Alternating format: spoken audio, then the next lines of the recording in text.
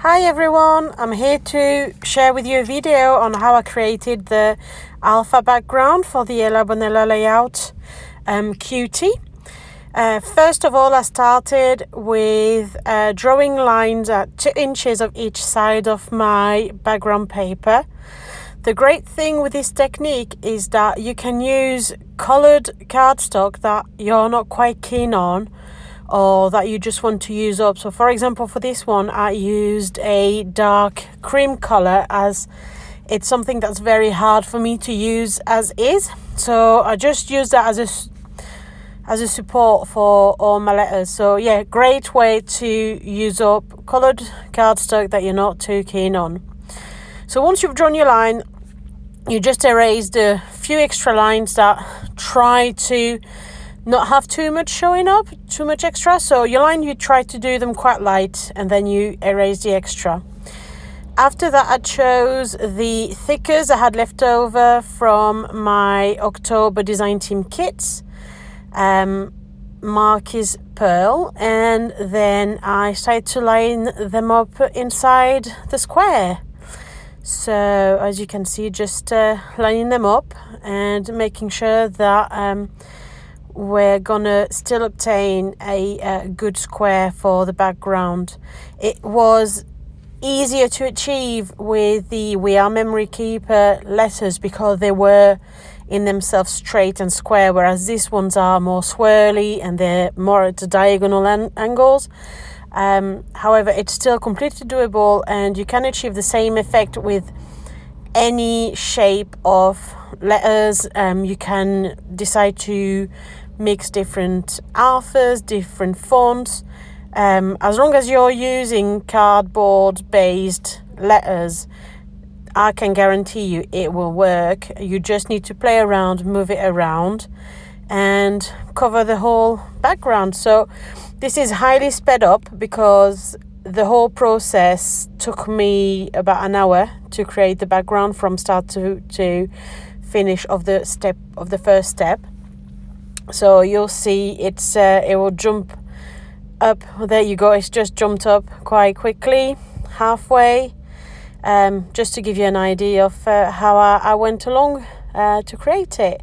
I like to create with 2 angles at first and then go back up in the other corner. It just helps guarantee that square kind of finish, and then you just fill up all the little holes in the middle with the little dots or the different symbols that are left, and it just makes sure that really you have the fullest background. The aim here is really to use up your leftover thickers and waste none. So we all have them packs of thickers in our design, in our craft room or design area that, you know, we've used up all the main letters and we can't write full words in English anymore, and you've even used some numbers to use as an E or turn around as an M. So yeah, no, it's a really great way. As you see, I came from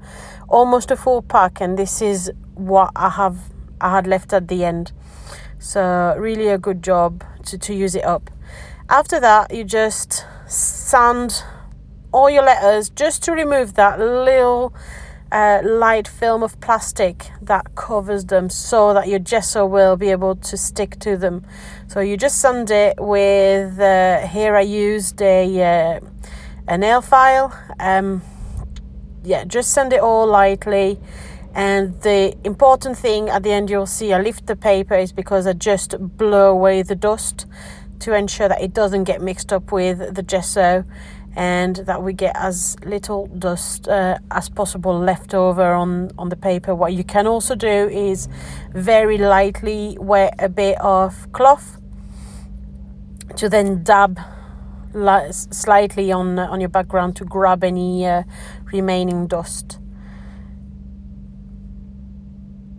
So there you go, blowing the dust away and re-gluing what came off, and then we start covering with the gesso.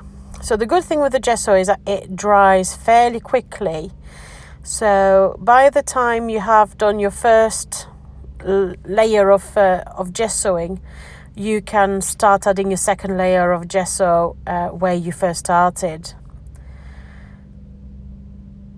So as I mentioned, the whole process for this step, for this video, took about an hour. I think it was about 58 minutes of recording for me to show you that, and I've managed to speed it up a little bit so that it doesn't take 58 minutes of your time to watch. I'm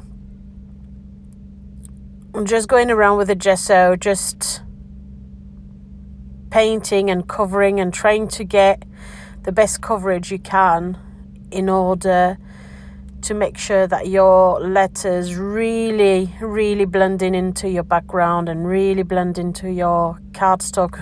You should almost have the impression that your alphas are part of your cardstock, that they came with it.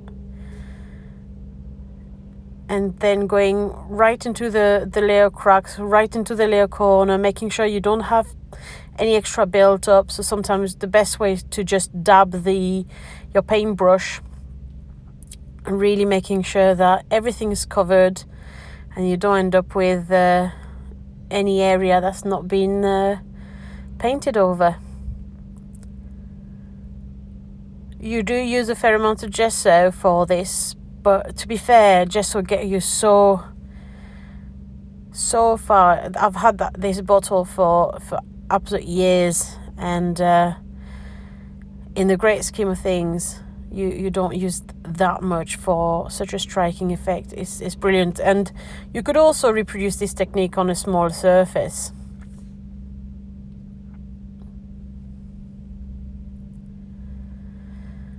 So there we are, adding the last layer bit, just making sure that everything is covered, that we don't have the colour from the alphas coming back up. You see how it just almost look all part of it, almost as if it was embossed into the cardstock. It's just a great technique to use up all your leftovers alphas. You could even use it with other chipboard. So there you go. See you tomorrow.